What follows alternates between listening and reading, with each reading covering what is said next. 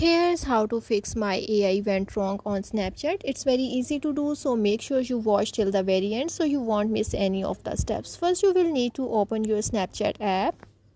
Then I clicked on the profile icon and then clicked on the gear icon at the top right corner, and here I scroll down up till the bottom and go to the option clear cache and clear my AI data.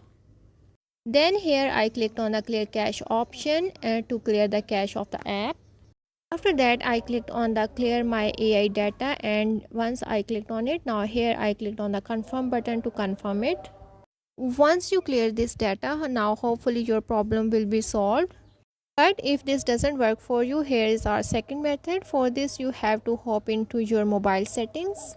Then here you have to click on the apps option, and once you click on the apps option, now you have to further scroll down and go to the Snapchat app.